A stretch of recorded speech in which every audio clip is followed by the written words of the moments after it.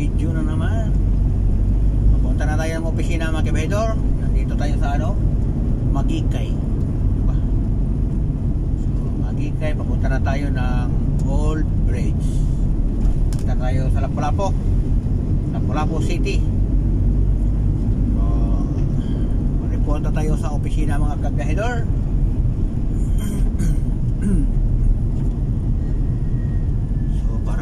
Medyo traffic siguro dito kabahedor. Ito ang sitwasyon ngayon sa Mandawi City.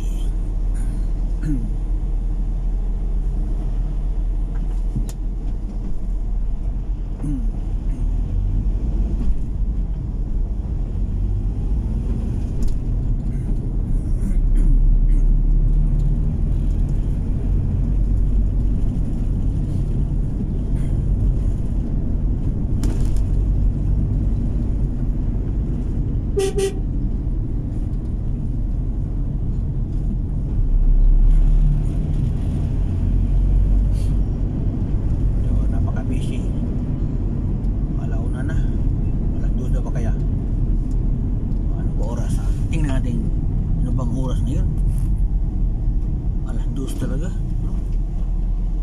Ito ang radyo ko talaga. Wala ano. Nandito tayo sa AC Cortez mga kabiyahedor. Papunta tayo ng Old Bridge. So, Lapu-Lapu tayo.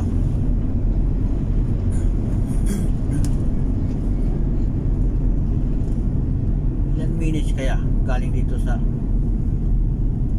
Magikay? So i-video natin hanggang doon sa pababa ng Old Bridge mga kabahedor, para alam natin kung ilang minutes ba. Dito tayo ngayon sa AC Cortez mga kabahedor Avenue Street pa. Hi. Wala na akong pag-asa magkaroon ng ganito kabahedor, ganito kaganda nga pick up. Bukod sa matanda na, wala tayong kakayanan para magano kumita ng malaki. Napakaswerte talaga ng mga tao na ganito, no? Nabili sila ng kagandang sasakyan. Hindi sila hirap sa buhay. Tayo mga mahirap drive lang tayo sa kumpanya, no? Motor. Ang sweldo natin minimum lang. So halos kulang ra sa sarili natin. Ang pamilya natin hindi sapat. Ako nga hindi ko nga napag-aral yung mga anak ko dahil hindi talaga kakayanin. Mahirap talaga maging mahirap.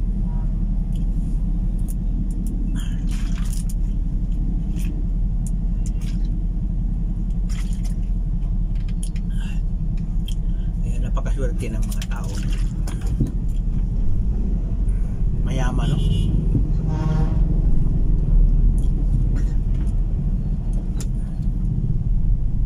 Grabing sikap kabahedor.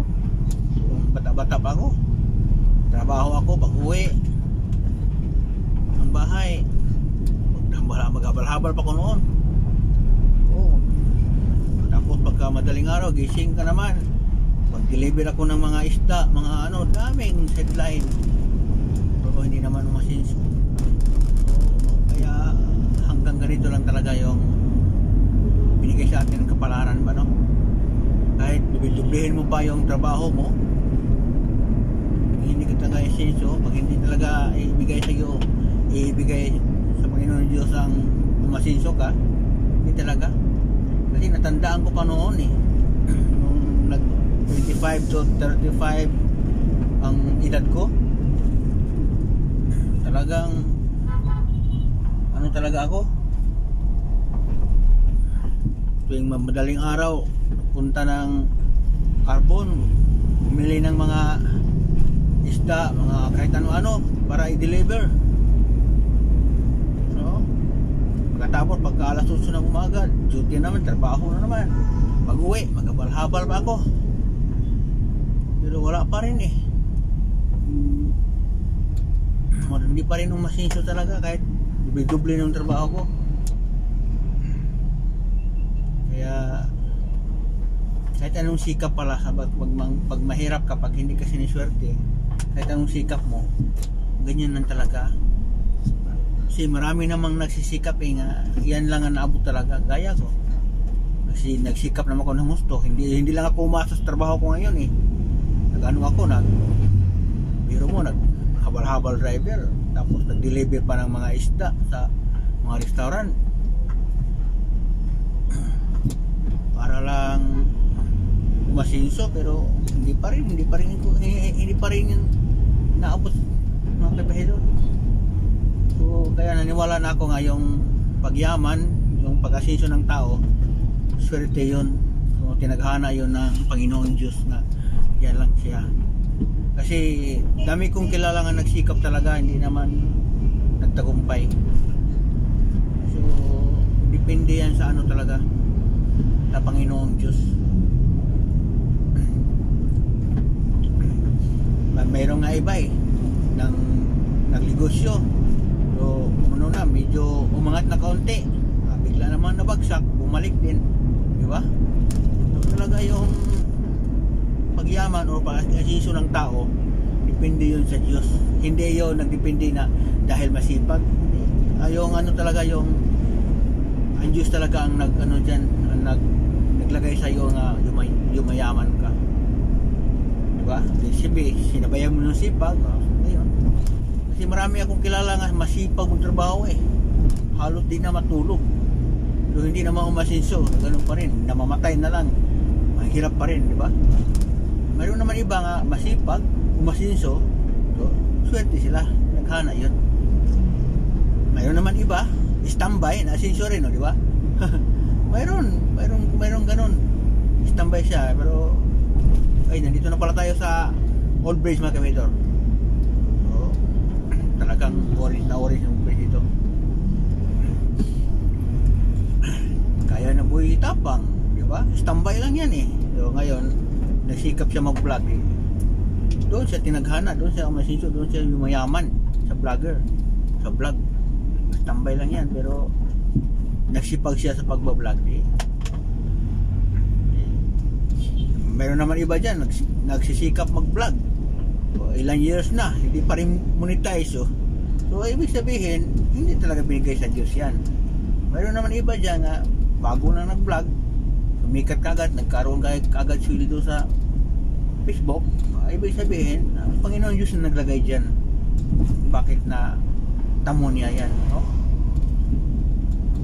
Kaya bawat trabaho natin, kung ano man, kung may successful man yun o hindi, masalamat lang tayo at buhay tayo, nakita natin yung ganda ng mundo.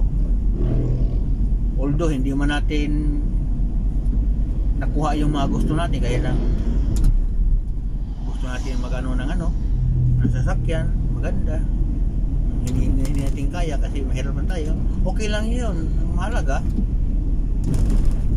huminga tayo, natin naranasan natin sa mundo nga ito pala ang mundo, no? Kaysa hindi tayo, kung wala tayo, hindi natin nakikita nga ganito pala kaganda mundo.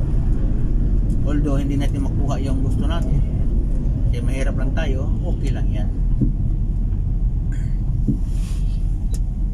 So nandito na tayo kabahedor sa Lapu-Lapu City. So nagdaldal na naman ang biyahedor, walang magawa. Para pang-upload lang ba, no? Walang iya, walang stick talaga to si biyahedor. Walang pamaisip, kundi pang-upload lang talaga sa video o sa YouTube or sa Facebook pa. Ay, pista pala siguro dito. Oh, pista pala dito sa November, no? Sa Lapu-Lapu. Ako, ang bihira. Hindi ko na napansin dahil sa palagi tayo sa out of town kasi mga kabahedor. Pista pala dito, natandaan ko pala pag ano pala dito, November. Oh. Okay, may nung arko nila oh, pista sa Lapu-Lapu. So, medyo traffic mga kabiyahe doon, no? Traffic dito sa Lapu-Lapu. So, iinin natin ang video natin mga kabiyahedor kasi nandito na tayo sa opisina. Time to ano na naman tayo sa mga papel natin, mga report. So, baga paperwork na naman tayo. Thank you for watching kung meron.